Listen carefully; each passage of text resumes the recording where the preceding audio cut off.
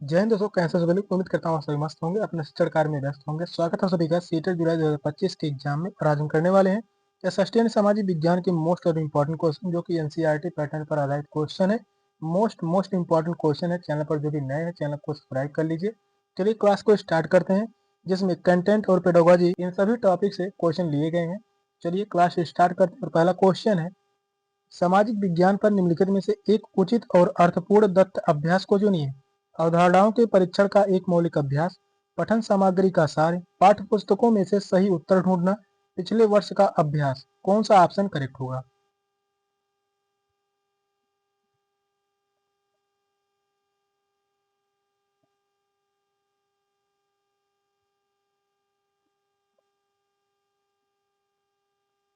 इस क्वेश्चन का right answer होगा ऑप्शन ए, अवधारणाओं के परीक्षण का एक मौलिक अभ्यास। फर्स्ट ऑप्शन जो है करेक्ट है। मूल्यकार अवधारणाओं का परीक्षण करके उनको उचित और सार्थक लिखित रूप में प्रस्तुत करना ही सामाजिक विज्ञान का कार्य है।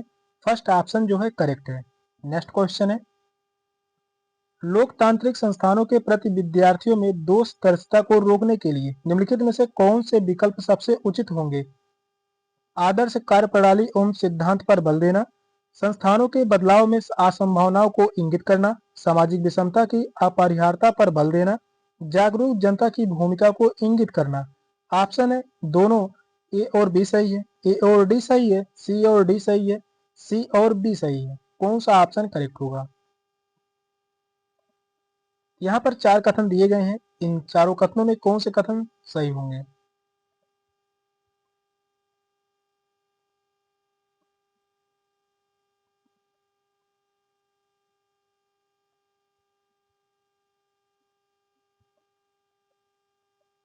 लोकतांत्रिक संस्थानों के प्रति विद्यार्थियों में दोषदर्शिता को रोकने के लिए निम्नलिखित में से कौन से विकल्प सबसे उचित होंगे? आदर्श कार्यप्रणाली एवं सिद्धांतों पर बल देना, यह बात सही है, पहला कथन सही होगा। दूसरा कथन कह रहा है संस्थानों के बदलाव में असंभावनाओं को इंगित करना, तो यह बात जो है गलत होगा, दूसरा कथन गलत होगा। तीसरा कथन कह रहा है सामाजिक विषमता की अपरिहार्यता पर बल देना, यह भी जो है गलत होगा। जागरूक जनता की भूमिका को इंगित करना, यह बात जो है सही है। डी भी कथन सही होगा। ए और डी कथन सही है। किस ऑप्शन में है? तो वह है ऑप्शन बी में। सेकंड ऑप्शन जो है करेक्ट है।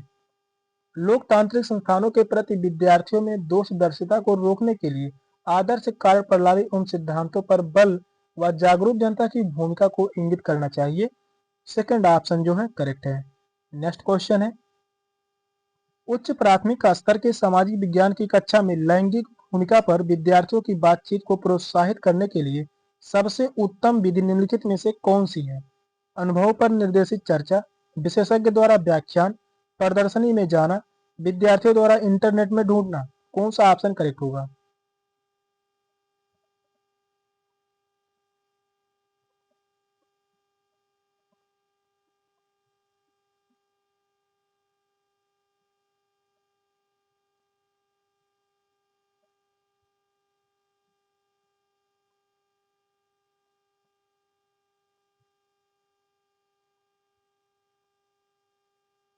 फर्स्ट ऑप्शन जो है करेक्ट होगा, अनुभवों पर निर्देशित चर्चा।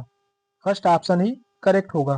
निर्देशित परिचर्चा छात्रों को अपने अनुभव व्यक्त करने, अपने ज्ञान का प्रदर्शन करने तथा अपने विश्लेषणात्मक कौशल को सुधार करने में प्रोत्साहन मिलता है। फर्स्ट ऑप्शन ही करेक्ट होगा, अनुभव पर निर्देशित चर्चा। नेक्स्ट क्वेश्चन है, पोर्टफोलियो सतत एवं व्यापक मूल्यांकन का एक महत्वपूर्ण माध्यम है क्योंकि यह क्रियान्वित करना सरल होता है, न्यूनतम सूचना प्रदान करता है, विद्यार्थियों में कौशल के विकास को इंगित करता है, अनिवार्य है। कौन सा ऑप्शन करेक्ट होगा?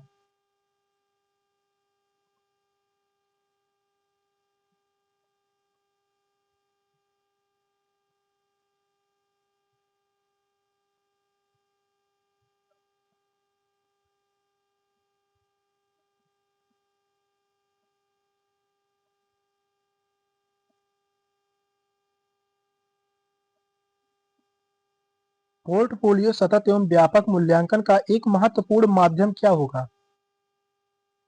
विद्यार्थियों में कौशल के विकास को इंगित करता है। थर्ड ऑप्शन जो है करेक्ट है, विद्यार्थियों के कौशल के विकास को इंगित करता है। पोर्टफोलियो छात्रों के कौशल विकास को संकेत मिलता है और यह शिक्षकों द्वारा छात्र की लंबी अवधि के सतत अवलोकन के आधार पर तैयार किया जाता है। थर्ड ऑप्शन जो है करेक्ट है। नेक्स्ट क्वेश्चन है, जब आप विद्यार्थियों को एक ऐतिहासिक स्मारक दिखाते हैं तब आप उन्हें किस प्रकार के अधिगम के स्रोत सिखाने के लिए प्रोत्साहित कर रहे हैं? प्राथमिक स्रोत, पाठ्य स्रोत, लेखन, चित्र, कला संसाधन, पारंपरिक लोक संसाधन। कौन सा ऑप्शन करेक्ट होगा?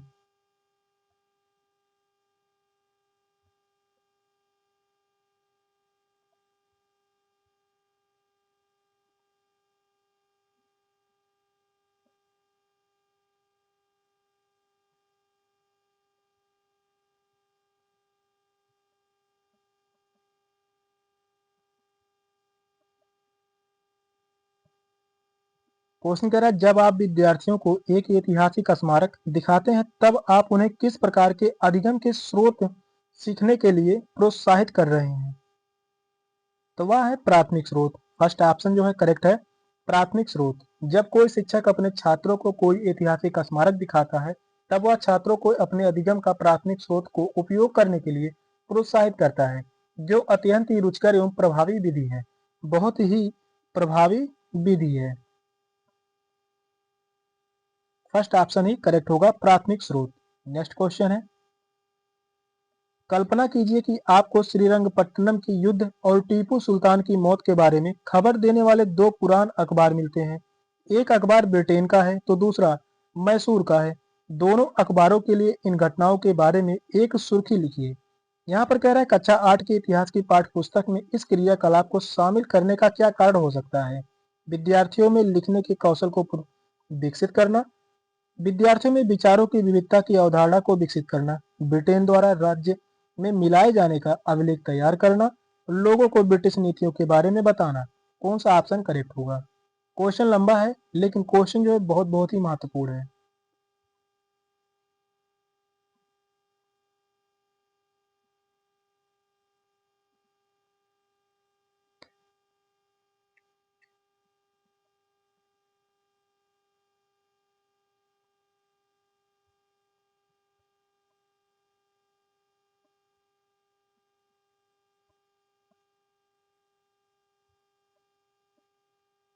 क्वेश्चन कह रहा है, कल्पना कीजिए कि आपको श्रीरंगपट्टनम के युद्ध और टीपू सुल्तान की मौत के बारे में खबर देने वाले दो पुराने अखबार मिलते हैं। एक अखबार ब्रिटेन का है, दूसरा मैसूर का है। दोनों अखबारों के लिए इन घटनाओं के बारे में एक सुर्खी लिखिए। कक्षा 8 की इतिहास की पाठ्य पुस्तकों में इस क्रियाकलाप को शामिल करने के क्या कारण हो सकते हैं? विद्यार्थी में विचार को विविधता की अवधारणा को विकसित करना। सेकंड ऑप्शन जो है करेक्ट होगा, विद्यार्थियों में विचारों की विविधता की अवधारणा को विकसित करना।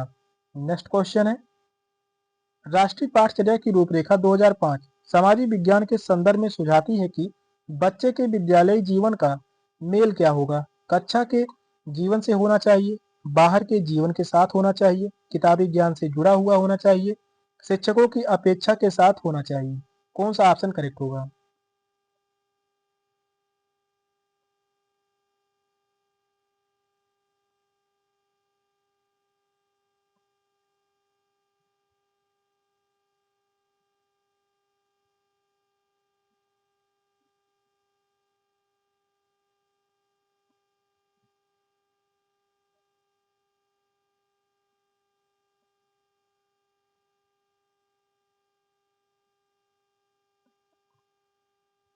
सेकंड ऑप्शन जो है करेक्ट होगा, बाहर के जीवन के साथ जुड़ा हुआ होना चाहिए। सेकंड ऑप्शन जो है करेक्ट है, बाहर के जीवन के साथ होना चाहिए। राष्ट्रीय पाठचर्या की रूपरेखा के अनुसार सामाजिक विज्ञान का संबंध छात्र के विद्यालय जीवन के संबंध साथ साथ उसके बाहरी जीवन के साथ भी होना चाहिए।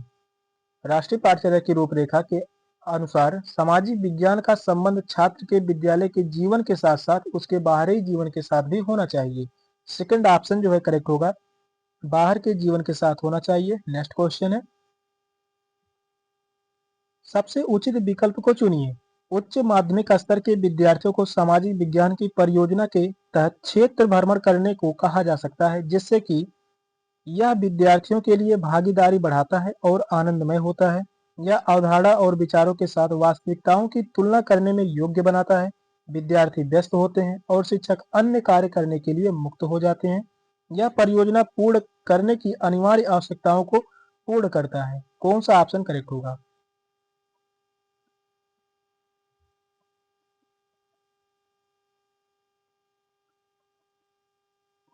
यह भी क्वेश्चन जो इंपॉर्टेंट है, क्वेश्चन लंबा भी है, तो ध्यान पूर्वक पढ़िए, बताइए कौन सा ऑप्शन राइट होगा।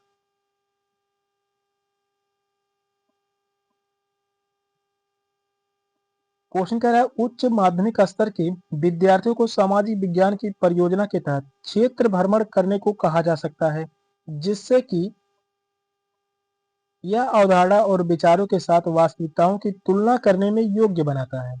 सेकंड ऑप्शन जो है करेक्ट है, यह अवधारणा और विचारों के साथ वास्तविकताओं की तुलना करने में योग्य बनाता है। नेक्स्ट क्वेश्चन है उच्च माध्यमिक स्तर पर, यहाँ पर कह रहा है उच्च प्राथमिक स्तर पर भूगोल के शिक्षण के लिए निम्नलिखित में से कौन सी विधि सबसे अधिक उपयोगी होगी? परिचर्चा, क्षेत्र भ्रमण, कहानी सुनाना, वाद विवाद, कौन सा ऑप्शन करेक्ट होगा?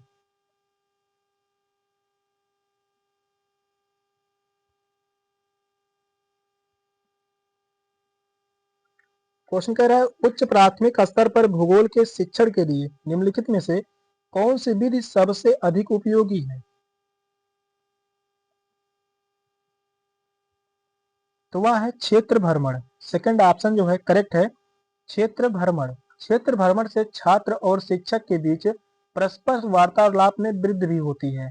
सेकंड ऑप्शन जो है करेक्ट होगा, क्षेत्र भ्रमण। नेक्स्ट क्वेश्चन है उच्च प्राथमिक स्तर पर सामाजिक एवं राजनीतिक जीवन की पाठ्य पुस्तक का शिक्षक निम्नलिखित में से किस एक उपयोगिता पर बल देता है? वास्तविक जीवन की स्थितियों के साथ सीखना, परिभाषाओं द्वारा सीखना, रट करके सीखना, अवधारणाओं के संश्लेषण से सीखना, कौन सा ऑप्शन करेक्ट होगा? शिक्षण से संबंधित क्वेश्चन लिए गए हैं, जो कि बहुत ही महत्वपूर्ण क्वेश्चन है।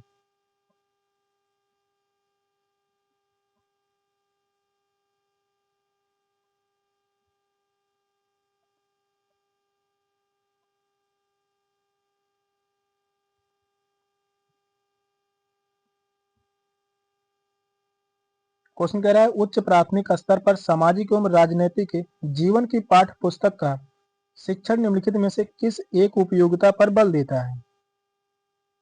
वास्तविक जीवन की स्थितियों से सीखना। फर्स्ट ऑप्शन ही करेक्ट होगा, वास्तविक जीवन की स्थितियों से सीखना। जब अधिगम का संबंध जीवन के साथ होता है तो उसे सीखना और याद रखना सरल होता है। फर्स्ट ऑप्शन ही करेक्ट होगा। नेक्स्ट क्वेश्चन है विभिन्न प्रकार के बाजार विषय को पढ़ाने के लिए निम्नलिखित में से कौन सी परियोजना सबसे अधिक उचित होगी? अखबारों और पत्रिकाओं से बाजार का कोलाज तैयार करना, शॉपिंग मॉल में बेचे जाने वाले उत्पादों को देखने जाना, दुकानदारों के उत्पादों को खरीदने व बेचने के दामों की तुलना करना, कच्चा कच्च में बाजारों से खरीदे गए उत्पादों की प्रदर्शनी लगाना, कौन सा ऑप्शन करेक्ट होगा?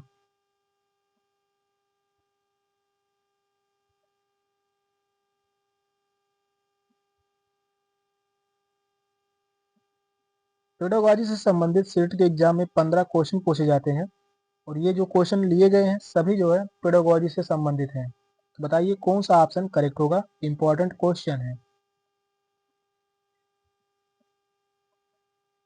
क्वेश्चन कह रहा है विभिन्न प्रकार के बाजार विषय को पढ़ाने के लिए निम्नलिखित में से कौन सी परियोजना सबसे अधिक उचित होगी? शॉपिंग मॉल में बेचे जाने वाले उत्पादों को देखने जाना। सेकंड ऑप्शन जो है करेक्ट होगा, शॉपिंग मॉल में बेचे जाने वाले उत्पादों को देखने जाना। नेक्स्ट क्वेश्चन है अशोक के अधिकतर अभिलेख निम्नलिखित लिपियों में से किसमें लिखे गए थे? देवनागरी लिपि, ब्राह्मी लिपि, तमिल लिपि या ओच की लिपि, कौन सा ऑप्शन करेक्ट होगा?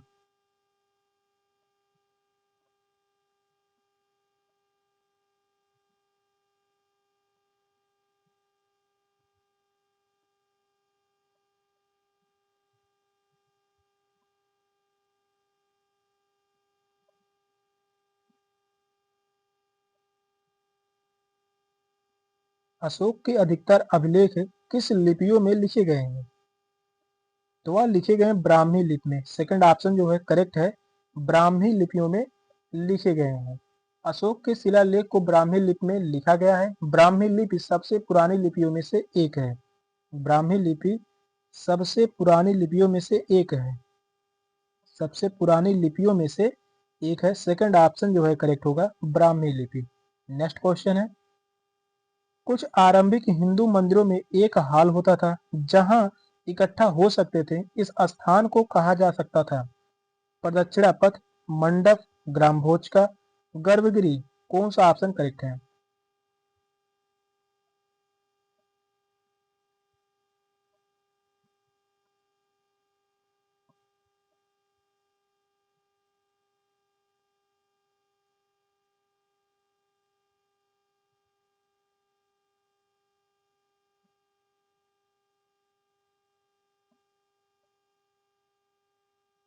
आरंभिक हिंदू मंदिरों में एक हॉल होता था जहां लोग इकट्ठा हो सकते थे, इस स्थान को क्या कहा जाता था?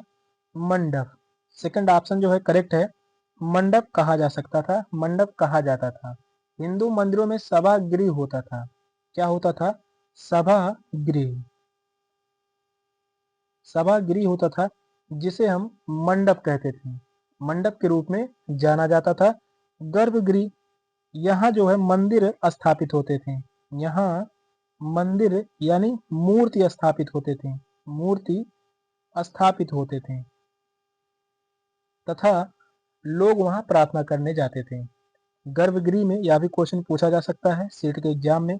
यहाँ मूर्ति स्थापित होते थे और लोग यहाँ पर प्रार्थना करने जाते थे। सेकंड ऑप्शन जो है करेक्ट होगा, मंडप। नेक्स्ट क्वेश्चन है, विनय पिटक ग्रंथ निम्नलिखित में से किससे संबंधित है? संस्कृत व्याकरण से, महावीर के उपदेश से, जरतुस्य के विचार से, बौद्ध संघ के नियम से। कौन सा ऑप्शन करेक्ट होगा?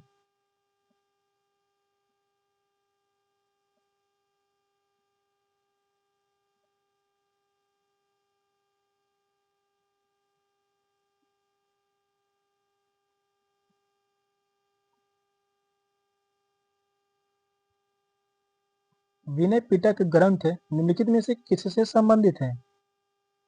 तो आप सभी को पता होगा यह संबंधित है बौद्ध संघ के नियमों से। फोर्थ ऑप्शन जो है करेक्ट है, बौद्ध संघ के नियमों से।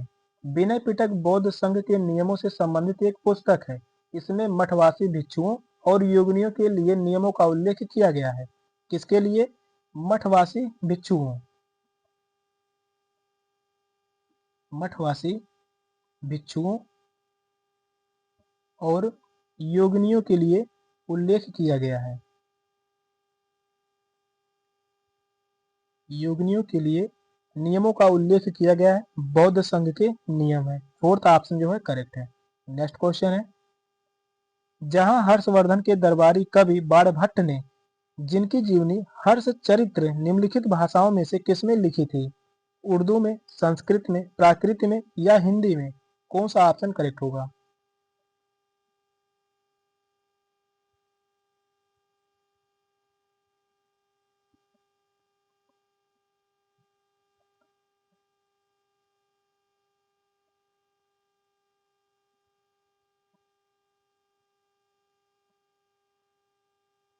राजा हर्षवर्धन के दरबारी कवि बाणभट्ट ने जिनकी जीवनी हर्ष चरित्र किन भाषा में लिखी गई थी?